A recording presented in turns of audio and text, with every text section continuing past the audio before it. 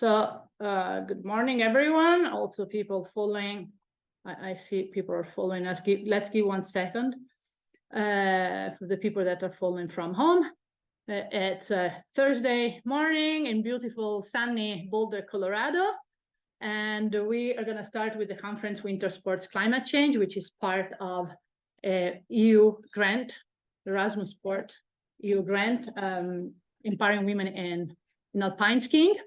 But the grant has also an environmental component. So this is a very, very hot topic for anyone who's in skiing, as you may have seen with what happened in Courmayeur, for instance.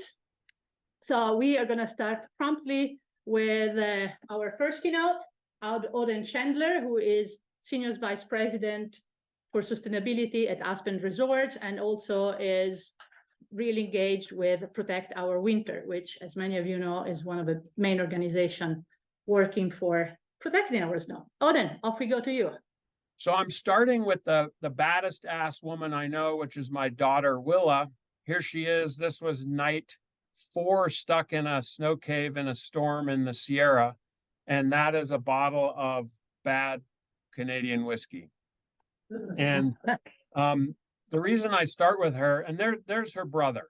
He's smoking a cigar in the desert. You can see that I'm not winning any awards for parenting. But what I want to talk to you guys about is my kids for a second. So Willa, total badass. Elias smoking a cigar. This was when he was 12, so he's already starting bad habits.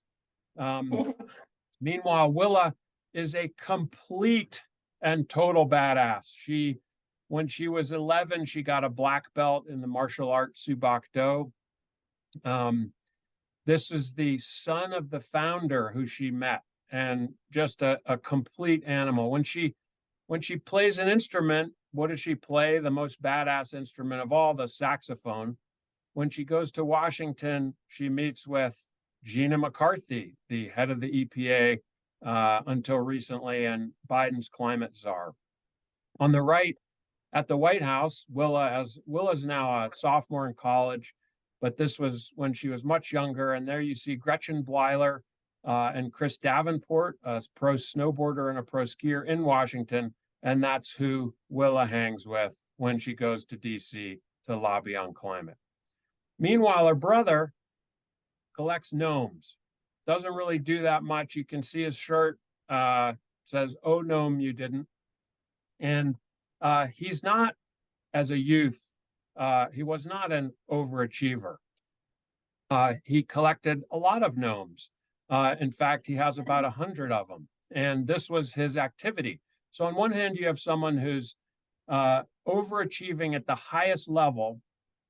And then you have Elias, who collects gnomes. But this guy can't even get a shot at the doctor's office without complaining. And when he took an aptitude test in 6th grade, very high on the list was his likely career ought to be, according to this test, airline baggage handling supervisor. So as my wife said, at least he was destined to be a supervisor. But something funny happened. He was collecting gnomes, and a reporter from Parade magazine, which has some 15 million readers all over the country, heard about him. And they called me, he was 8 at the time, and said, "Hey, can we interview this guy? We're doing a story on people who collect weird things." And I said, "Sure." And he got covered in Parade magazine and overnight became nationally famous. We started receiving packages from all over the country with gnomes in them from people in California and Ohio and South Carolina. And what I'm getting at is that inequity here between a guy who really didn't do that much and his overachieving sister. It's not fair. How can this be? And why am I telling you this story? I'm telling it to you because all of you have stories like this. This is the story of what it means to be a human being. This is a story of what Aristotle called eudaimonia, or human thriving. This is sustainability. And a lot of my thinking recently has been around the question of the things we love and the things we say we love, skiing is a perfect example. There's no one in this audience who isn't passionately in love with skiing. But we also, as Americans, whether you're left, right, or center, say we love our children. We love our communities. We love our faith. And that's irrefutable. And then the actions we take against clear and present climate change are token. They are complicit often with the status quo, and nobody seems to notice that giant gap. So my thinking has been, how do you close that gap between the what we care about and what we love, and how we act against the crisis of our time? The ski industry is a really good example of not doing enough. And this is also true on how we treat women, diversity, climate in particular, though. So this is a map that NOAA did, the Southwest by 2095. Elias, my son, will be what he used to call an old little man. He'll be 87. And if you look at Colorado, that darker color is soil moisture content equivalent to the Dust Bowl. If you think we have issues today with water supply, with immigration, look at Central America and Mexico. What's it going to be like when the Southwest dries out the way we've seen? And you don't need to go far to find more information on this. If you haven't been to NASA's climate map maker, this is a climate anomaly map you can find online. This was just March of 2023, where all of Siberia, which is frozen tundra, which includes methane, a super greenhouse gas, was melting out. And so is the Arctic. And so is the Antarctic, with land ice that will melt into the ocean and cause sea level rise. So we got a serious problem, and it's you don't need to know that this is clear and present in the ski industry. This is basalt, where my office is. I'm sitting here right now. This is effectively the view from my office in 2018 when the whole town almost burned down. Thankfully, $40 million in airdrops, and we were okay.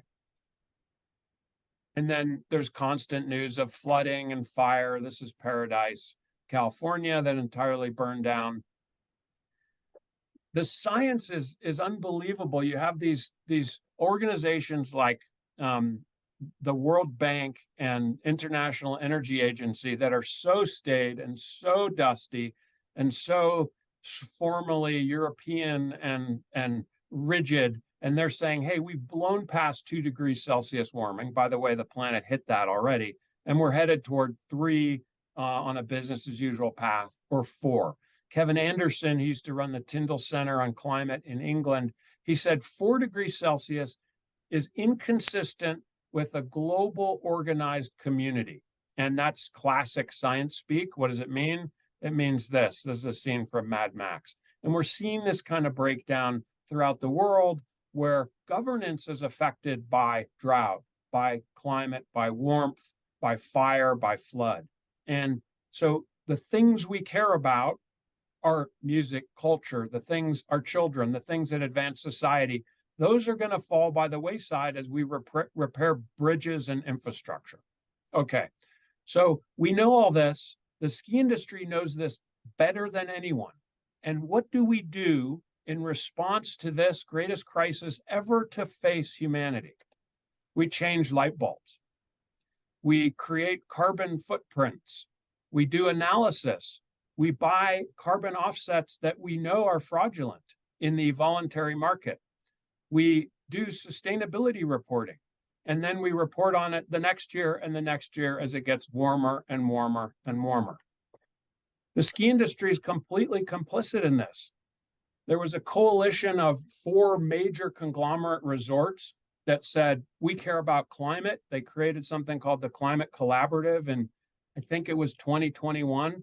Nothing really happened until New Year's Eve last year, when they wrote an op-ed saying, now we really care, and climate is really important. We're going to double down on recycling plastic. The op-ed, which came out in the Colorado Sun, was shortly responded to with a scathing critique that said, what are you talking about? This is an existential problem. And that's the response you're providing. So the industry has followed a kind of conventional path, which says we're going to look after our own operations. And that's our climate solution. This is a slide from a recent climate meeting in the ski industry called Mountain Town 2030. Here's what the Mountain Collaborative's #1 checkbox is. We had regular meetings. And then when you go down the list, there was a focus on waste, energy, and ecosystem projects, solutions that can easily be replicated. Well, all of you are climate warriors. You know that if it's easy, it's not a climate solution. But what this group is talking about is on-the-ground solutions that don't solve climate. They're operational tweaks that might reduce your emissions to some degree, give you cover from the environmental community so they're not criticized, but don't actually tackle the problem. And yet, going after the problem in a meaningful way, engaging on policy, using voice, wielding power, it's so easy. The COP's coming up, and this is just a list of different organizations that help corporations wield power, with Influence Map in England being one of the greatest organizations operating, and the We Mean Business Coalition doing this. So this opportunity is out there. It's not too hard. And in the ski industry's defense, they have engaged with Ceres, but Ceres itself is an organization that includes many climate opposition companies like GM that are part of an environmental group, but at the same time are supporting groups like the U.S. Chamber of Commerce that are opposing climate action. So these two slides are probably the most important thing I'm going to present. Here's what is conventionally understood to be ESG or CSR. You know it all. This is best practice in the industry. Third-party certification, cut your carbon footprint, set targets, measure stuff, measure it again, show these metrics going down. This is best practice in the industry. I'm going to show you another slide. This is what the fossil fuel industry would want powerful and nimble corporations, influential, wealthy, respected by the public, to do if the fossil fuel industry wanted to ensure the status quo, to ensure their ability to monetize $33 trillion worth of proven reserves. So it's the same thing if you didn't notice. So conventional corporate sustainability, and by the way, modern environmentalism in the United States basically gives these businesses a pass. They say, oh, you've declared net zero, even though corporations like Delta are now being sued for declaring net zero because the offsets they're using to do it are fraudulent, and they get a pass. And the public doesn't say, hey, there's a problem here. We should be holding you to a higher standard. Meanwhile, the COP is beginning. The United Arab and Emirates plan to use the talks to make oil deals, and the head of the whole COP is an oil guy. So there's some serious problems, and the environmental community is having a hard time calling it out. What I'm saying to corporate America, but in particular to the ski industry and the outdoor industry, is you have to become dangerous. You have to do meaningful work. And those things are scary and difficult, and they get you in trouble. What am I talking about? Pressuring trade groups. The trade groups generally support the lowest common denominator approach to climate. Consider dropping out of your trade groups, not funding them, creating your own trade group, making public statements on the need for federal climate policy, calling peer businesses to account, being honest about stuff, creating a PAC, writing op-eds, getting your CEO to go to Washington and then covering that on social media. These are difficult. These are hard. But this is how you build the social movement to create climate policy, which is how you will solve the problem. Cormac McCarthy, one of my favorite writers, he says, all things of grace and beauty, such that one holds them to one's heart, have a common provenance in pain. If it's difficult, it's probably meaningful, as I said before. Reinhold Niebuhr, the philosopher, has said, nothing of any importance will happen in your lifetime. So it's going to be difficult, and it's going to be hard, and you should say, we're in. I'm going to give you some examples of how to think about the kind of scale change that needs to happen. and then I will be done. So for years, we were trying to reduce our carbon footprint because that's how we got into this field. And the thing we noticed was that our carbon footprint kept going up. And we said, why is this happening? Well, as it turns out, our utility was mostly coal powered and had increasingly invested in coal. So we started a 15-year street campaign, community organizing, op-ed writing, letter writing, door knocking, to take over the board of this rural electric co-op. It was difficult. We got in trouble for it. It was highly controversial in the community. The first person we tried to get to run was a woman named Lynn Dwyer, and she ended up getting elected to the board. She was the first woman elected to the board in the history of the utility since 1937. And then we proceeded to find other people to run, and many of them were women. Megan Gilman ended up being the first female president of the utility board. There she is. Megan Gilman did this work and spent many years doing this. And then when Governor Polis, our governor, decided he needed to add someone to the Public Utilities Commission, a group of 3 people, very powerful and influential, that have huge influence over climate policy in Colorado, he appointed Megan Gilman. So this is a track of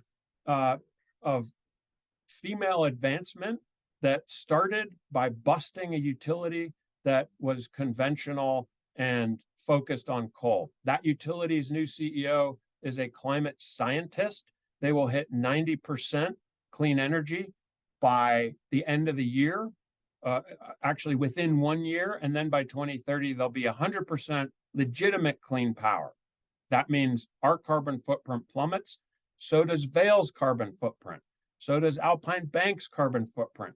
These are all groups that we approached and said, hey, would you participate in this fight? No, we're not interested. It's too difficult. So this is the challenge in the environmental movement and the climate movement. The stuff we're going to have to do, man, it's uncomfortable. You're going to run into people in the supermarket who might hate you for the positions you're taking. How tough are you? How much do we care about this problem? How much do we care about our children?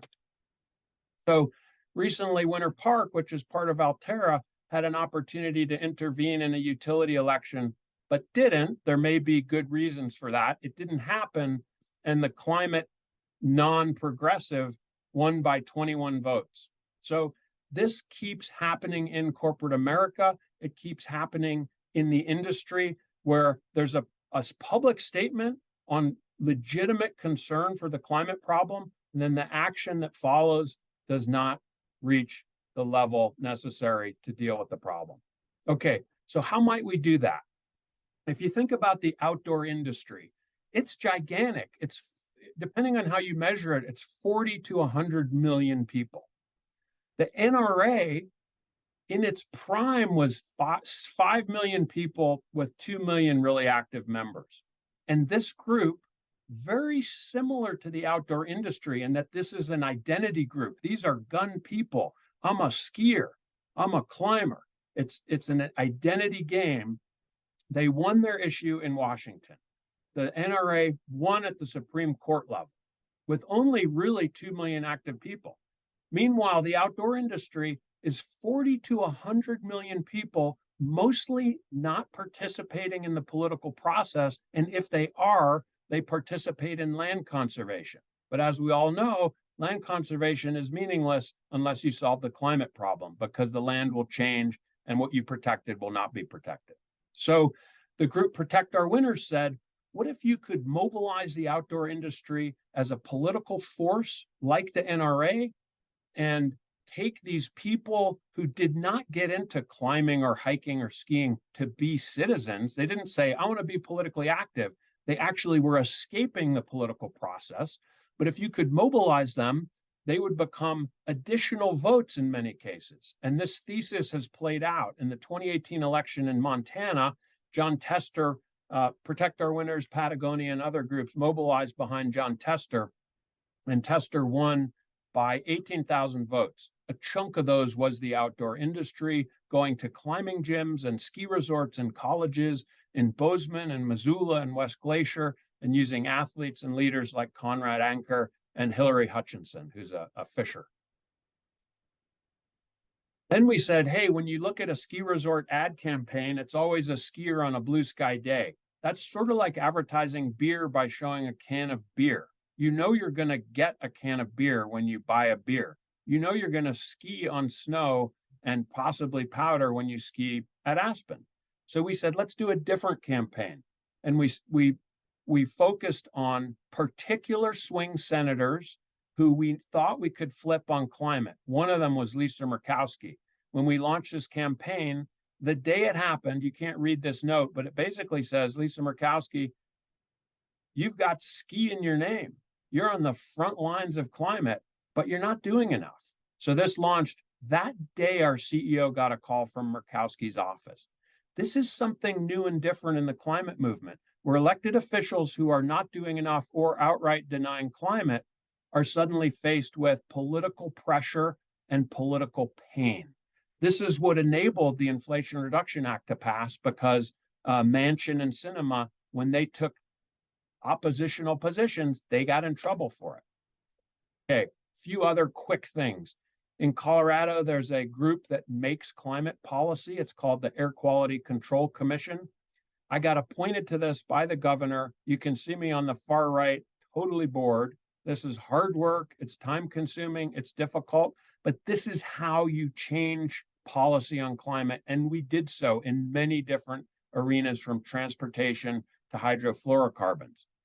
My company let me do this on the clock. They seconded me to the Air Quality Control Commission to make policy. That's a pretty cool idea. By the way, that's the same thing that happened with Protect Our Winters. I served on the board for 10 years. Board chair for 4 years. The organization went from $150,000 budget to $7 million, not because of my work, but because it was such a good idea and we had competent people and other board members. But I was seconded also to that group on the clock to help build a movement. That's how corporations should be thinking about climate, not by changing light bulbs and cutting carbon footprint and buying offsets. Okay, I'm going to conclude here. The climate problem is terrifying. We hit 2 degrees Celsius this above pre-industrial times this year. It's not going to stay there, but we were supposed to not even hit 1.5. So one response to climate is absolute panic and to say, I'm out. I'm just going to live my life. This is not fixable. But when you get into the trenches of this fight, you find that it is incredibly powerful and meaningful and encouraging. This is Congressman Ted Deutsch, who's was at the time from Florida, and 2 of the best skiers in the world, Hadley Hammer and Lindsey Collinson. Look at their faces. These are people who are achieving the absolute peak of the Maslow pyramid. These are people thriving, and they're working on the hardest issue of our time. So the opportunity here is enormous. You're basically being asked to save civilization. And a good response to that would be, hey, I'm not the right guy for that. I can barely sleep through the night. I have to get up to pee a lot. Like, I'm not Jackie Robinson. I'm not Gandhi. I'm not Martin Luther King. I'm just a person. I'm trying to survive. History is replete with people of no power at all who have been able to drive enormous change in the world. That's the history of the human story. Revolutions happen from the grassroots. This picture is of Mohamed Bouazizi, the Tunisian vegetable vendor, who was so frustrated with the police and governance that he set himself on fire. This is a tragic story, but he started the Arab Spring, possibly the least powerful person in the world. We don't know how the Arab Spring will play out, but this man had enormous power, and we all have similar amounts of power in different ways and different capacities. And the important thing is as Barry Lopez has said, human beings are longing for meaning. And even though, as Camus has pointed out, there is no meaning in this world, you have to still try. There's this incredible opportunity, if you choose, to endow your life with some of the oldest ideas that we care about, to endow your life with grace and dignity, by solving the climate problem. This is Raphael's painting of the Genesis story of Lot's escape from the burning cities on the plain. The story is God said, these people are sinners. I'm going to burn the city down. Lot, you're my buddy. You can go, just don't look back. And as the story goes, and as Kurt Vonnegut talks about it, he says, well, Lot's wife, she looked back. And of course she did.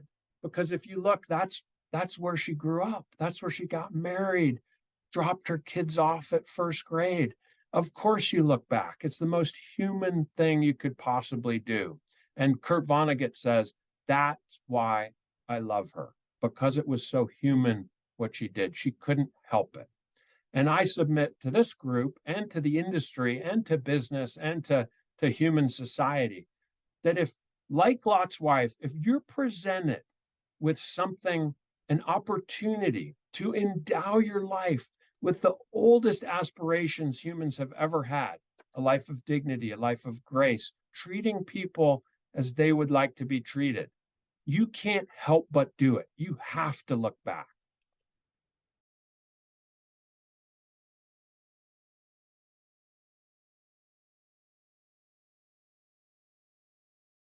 I do have one question. Now that Aspen is hosting the World Cup in the spring, are you using that in any way to make FIS, the International Ski Federation, come to their senses? I mean, the Asian Games of 2029, if I'm correct, have been awarded to Saudi Arabia, right? And or if you look at what happened in Cervinia, it's madness, right? So one of the problems is that the major federation is, and you know all the letters with the athletes, the lame response that FIS gave to the athletes' letter. So are you using that to try to move the federation on?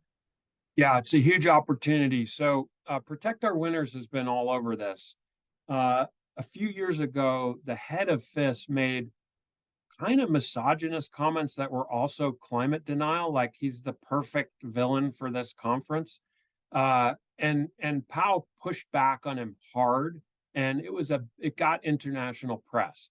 And again, this just happened in another way. So FIS, unfortunately, FIS's response, FIS is an international organization that could drive big change by talking about the need for international action on climate, by educating people. They have mostly focused on the same thing I described earlier, which is operational greening and reducing their own impact. And even Michaela Schifrin, who's awesome, was calling for that. But what FIS needs to do is drive a movement that will lead to international policy on climate. So we have been, last year we had a World Cup where the new head of the US ski team was there, and she, Sophie, completely gets the need to go big and wield power on climate. So we worked with her, we worked with Audi, which is very involved in World Cup and is very progressive on climate. We're a partner with them and their electric vehicles, the e-tron. So we had Sophie, we had Travis Ganong, who was in his last year of American men's ski team, and we had the CEO of Audi, Daniel Weisland, Audi America, and we had a panel talking about this issue. So we're trying to elevate it. The obvious opportunity at X Games at World Cup is to drive a movement, not to recycle your cans at the thing, though you can do that if you want, but to use the power and influence of these international events to build a movement that will eventually lead to a revolution in policy. Hi, my name's Kate, and thank you so much. That was wonderful. Recently, I saw that A-Basin went 100% renewable energy as of October, and I'm just curious, like what went behind that, like how much Powell influence had in that, and like how we can influence that at other resorts across Colorado. Okay, so two things. One is A-Basin is one of the best, if not the best out there in terms of doing what I'm asking for in the ski industry. They're using voice. Their CEO, Alan Henseroth, has authored op-eds with our CEO, Jeff Buckheister, at Aspen Skiing Company. And so they're doing this right. I think that the focus on 100% renewable power buys into this kind of conventional practice that I don't really support, which is this isn't about your resort. And to say, hey, we're guilty too, we're going to green our power. The problem has been in American business is that the action stops there. We check the box. What else do you want us to do? And we're done. Now, A-Basin isn't doing this, but I think the focus on net zero, for example, it just, beyond being very hard to defend legally, it essentially makes you complicit with the status quo because you aren't doing the other things you need to do. Just a quick kind of intellectual exploration of this. Ski resorts always get accused of being hypocritical. Oh, you want to solve climate, but you use all this energy and you fly people from Europe. This is an important point to make, which is that American citizens in ski resorts, they didn't say, hey, I want cold beer, lifts, mobility, transportation, heat, hot showers. Any chance that could be provided in a way that would destroy civilization? We didn't say that. We said, we want that affordably. And fossil fuels was a way to provide it affordably. But in the 50s, ExxonMobil and other scientists started understanding there was a problem with carbon. If the American people had known that, and the information hadn't been hidden by Exxon and later ExxonMobil, and then obfuscated by the entire fossil fuel industry, if the governance process hadn't been owned by the fossil fuel industry, we would have slowly pivoted off fossil fuels. But that information and the power was not ours. So to say the ski industry is hypocritical, they never said, hey, go ahead and destroy our industry while you're powering our lifts. Imagine if the US had started pivoting off fossil fuels in the 70s, as Jimmy Carter wanted to do. We would have done it, and it wouldn't have been painful. So I want to maybe push back on that a little bit, which is that I've gone through thousands of pages of industry periodicals, and the ski industry is talking about the climate changing as early as the mid-1970s, even if they don't think about it as human cause. But what we see in the 70s and 80s is that the industry's environmental politics is to keep oil flowing as a response to the 73 and 79 oil crises. And there's every reason to think that people in the industry knew about climate change because people in power and people who were thinking about, the environment at the time were well aware that climate change was happening. So how do we think about it that way, where the industry is something that's actually peddled carbon emissions for 30 years until roughly 2000, rather than something that's just caught in larger trends? I mean, look, the industry, it's not true. Like, I started in this industry 25 years ago. There was rampant climate denial in the industry. Why? Because there had been a multi-decade, multi-hundred of millions of dollars campaign by the fossil fuel industry to make sure that the American public didn't agree. Yeah, if some few enlightened people in the ski industry thought that climate was an issue, it certainly wasn't top of mind. And it wasn't top of mind because of this long-term campaign to obfuscate the science and to basically bury the science and to inject doubt into the public conversation. The issue is, for the industry, the only question is, it's not, hey, you should have done this, you shouldn't have done that. It's, are you acting in ways that would drive down the emissions curve? And what that looks like is a carbon tax. It looks like cap and trade. It looks like supporting the Inflation Reduction Act. You can't call a business hypocritical if they are doing those things. If they're not, then they are hypocritical. But the problem that we're talking about here is not the ski industry is irrelevant. It's a societal problem, and this has been massively documented over many years by Naomi Oreskes, the complicity of the fossil fuel industry, of the plastics industry in in preventing change, and it continues today. So I think, you know, the ski industry is not, you know, in the 70s, 0 people were thinking about it. And when they were worried that maybe people wouldn't buy condos. And so they maybe shouldn't talk about it that much. And they weren't sure it was serious.